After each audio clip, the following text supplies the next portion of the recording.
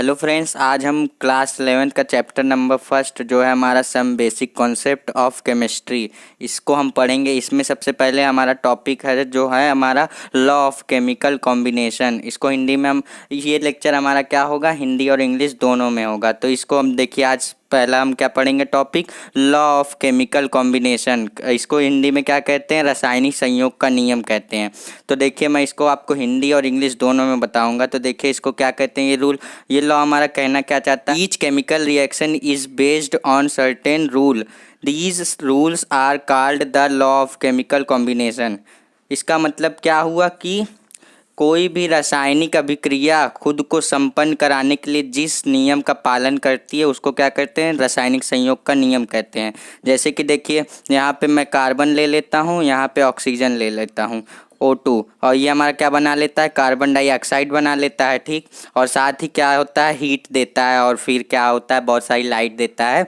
तो इसकी बात हम नहीं करेंगे, इसको मैं बताऊंगा कि इससे ये बना, मतलब ये क्या कहता है, ये लॉ हमारा क्या कहता है कि मैं अपनी रिएक्शन को कंप्लीट कराने के लिए जिस रूल का फॉलो करता हूँ वो रूल हमारा क्या कहलाता है, रासायनिक संयोग का नियम कहलाता है। क्या कहलाता है, लॉ ऑफ केमिकल कॉम्बिनेशन, ठीक। जैसा कि यहाँ पे देखिए लिखा हुआ है, each chemical reaction is based on certain rule, these rules are the law of chemical combination, ठीक है। तो अब देखिए हम इसमें क्या, हमारा जो हमारा ये है लॉ ऑफ केमिकल कॉम्बिनेशन, इसमें हम लोग क्या पढ़ेंगे, 5 लॉ पढ़ेंगे। 5 जो लॉ हमारा जो होता है उसमें से पहला लॉ हमारा क्या होता है, पहला लॉ हमारा होता है law of conservation of mass. क्या, law of conservation of mass पढ़ेंगे, ठीक है। अब इस ये वाला हमारा लॉ क्या कहना चाहता है, when chemical reaction is carried out the total mass of the product the reaction in equal to the total mass of the substance precipitating in the reaction. अब इसका क्या मतलब हुआ, इसका मतलब ये हुआ, जब देखिए जब कोई रासायनिक अभिक्रिया कराई जाती है, तो मैं इसको हिंदी में एक्सप्लेन करता हूँ। जब कोई, यानी कि जब कोई केमिकल रिएक्शन होती है तो उसमें क्या होता है, रासायनिक अभिक्रिया से प्राप्त उत्पाद। देखिए मैं एक रिएक्शन करके आपको बताता हूँ, एक रिएक्शन मैं आपको यहाँ पे करके बताता हूँ। देखिए जैसे कि मैं क्या करता हूँ, यहाँ पे ले लेता हूँ NaCl, क्या ले लेता हूँ, NaCl, और क्या ले लेता हूँ, AgNO3, क्या ले लेता हूँ, AgNO3, ठीक है। अब जब हम इसको रिएक्शन कराएंगे, इसकी रिएक्शन, तो क्या बनेगा हमारा, AgCl बनेगा, और क्या बनेगा हमारा, साथ ही क्या बनेगा, NaNO3। अब ये वाला हमारा लॉ कहता क्या है, यानी कि जो हमारा प्रोडक्ट है, वो रिएक्शन करने से पहले जितना उसका वेट है, रिएक्शन करने के बाद भी उसका वेट उतना ही रहेगा। यानी कि देखिए, जब इसका वेट रिएक्शन करने से, मान लीजिए रिएक्शन करने से पहले सपोज कि इसका वेट क्या है, 10 ग्राम है, क्या है, 10 ग्राम है, ठीक। तो जब इसकी रिएक्शन हो जाएगी, तो इसका रिएक्शन जब हो जाएगी, फिर भी ये कितना रहेगा, 10 ग्राम रहेगा। कहने का मतलब क्या हुआ, कहने का मतलब ये हुआ कि कोई भी केमिकल रिएक्शन जब होती है तो उसके जो प्रोडक्ट होता है उस पर उसके वेट का कोई इफेक्ट नहीं पड़ता है। जैसे कि जितना वो पहले होता है उतना ही वो रिएक्शन के बाद भी होता है। यही हमारा इसमें लिखा हुआ है, देखिए डेफिनेशन में लिखी हुई है, when a chemical reaction is carried out the total mass of the product, total mass of the product in is equal to the total mass of the substance precipitating in the reaction, ठीक है।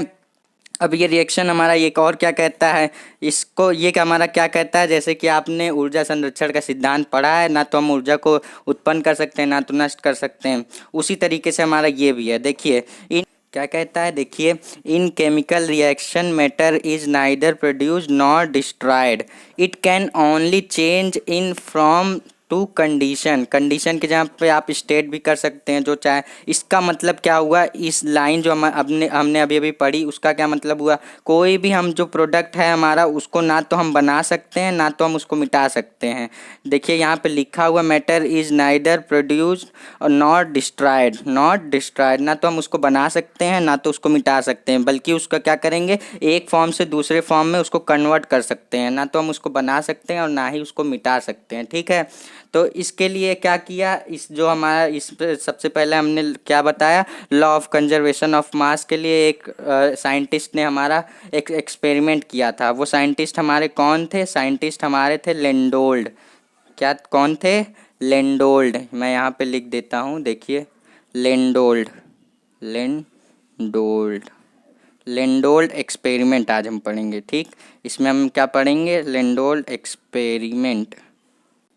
ठीक है, लेंडोल experiment क्या किए थे, इन्होंने क्या किया, इन्होंने 2 बीकर ले लिया, जैसे कि यहाँ पे देखिए आपको दिख रहा होगा, 2 बीकर ले लिया, एक में भर दिया NaCl का सोल्यूशन भर दिया, उसके बाद क्या कर दिया, एक में भर दिया AgNO3 का सोल्यूशन। फिर क्या किया, इस दोनों बीकर को क्या किया, इस दोनों बीकर को यहाँ से पिघला कर यानी कि मेल्ट कर कर बिल्कुल अच्छी तरीके से पैड कर दिया। पैड करने के बाद इन दोनों का जो हमारा था बीकर, इन दोनों को बिल्कुल मिक्स कर दीजिए। देखिए यहाँ पे एक पाइप गई हो जो यहाँ के दोनों को कांटेक्ट कर सकती है। तो यहाँ का सोल्यूशन इसमें चला गया, यहाँ का सोल्यूशन इसमें चला गया, यानी कि इस कहने का मतलब ये है कि दोनों ये मिक्स हो गया।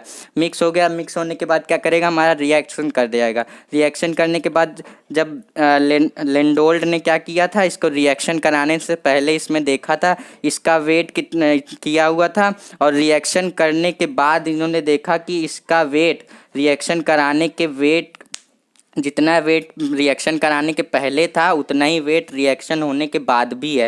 ये कहने का क्या मतलब हुआ कि कोई भी प्रोडक्ट का जब रिएक्शन हो जाता है तो उससे उसके वेट पे कोई इफेक्ट नहीं पड़ता। यही एक्सपेरिमेंट को हम प्रूव किसने किया था, लेंडोल्ड एक्सपेरिमेंट ने, जैसा कि यहाँ पे देखिए मैं आपको दिखा दिया हूँ फिगर में। अब सेकेंड वाला हमारा क्या होता है, सेकेंड वाला हमारा आता है लॉ ऑफ कॉन्स्टेंट प्रपोर्शन। क्या होता है, लॉ ऑफ कॉन्स्टेंट प्रपोर्शन। अब ये हमारा क्या कहता है, ये वाला लॉ हमारा क्या कहता है, इसको देखिए हिंदी में कहते हैं स्थिर या निश्चित अनुपात का नियम, स्थिर या निश्चित अनुपात का नियम।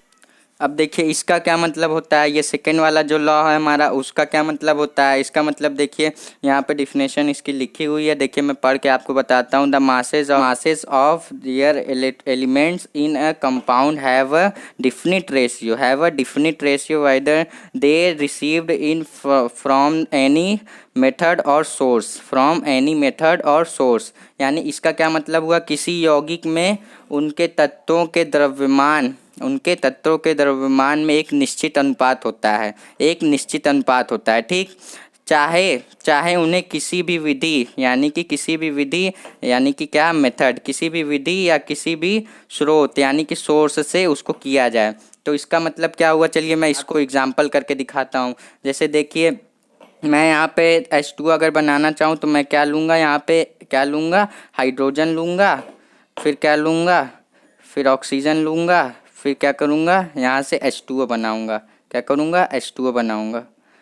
अब आप कहोगे ये रिएक्शन बैलेंस नहीं है, तो अब मैं बैलेंस करना नहीं सिखा रहा हूँ, चलिए यहाँ पे मैं बैलेंस कर देता हूँ। वैसे इस रिएक्शन को चलिए मैं बैलेंस कर देता हूँ।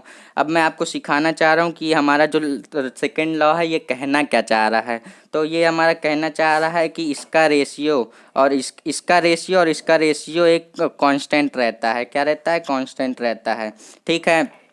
देखिए यहाँ पे हाइड्रोजन क्या होता है हमारा 1 होता है, और क्या होता है ऑक्सीजन हमारा क्या होता है, ऑक्सीजन हमारा 8 और 16 होता है, ठीक। अब देखिए मैं H2O का करके दिखाता हूँ आपको, ठीक है। H2O मैंने लिया हुआ है तो H2O का मैं आपको करके दिखाऊंगा। तो देखिए यहाँ पे हाइड्रोजन ले लिया, रेशियो ऑक्सीजन का, ठीक। तो देखिए हाइड्रोजन का क्या होता है, मास 1 होता है, तो एक यहाँ पे हाइड्रोजन कितना है 2, तो यानी कि जब 1 से मल्टीप्लाई होगा 2 का तो कितना आ जाएगा, 2 आ जाएगा। कितना आ जाएगा, 2 आ जाएगा। अब रेशियो इसका निकालना है, यानी कि तब देखिए इसका ऑक्सीजन का कितना होता है 16 होता है, ठीक है।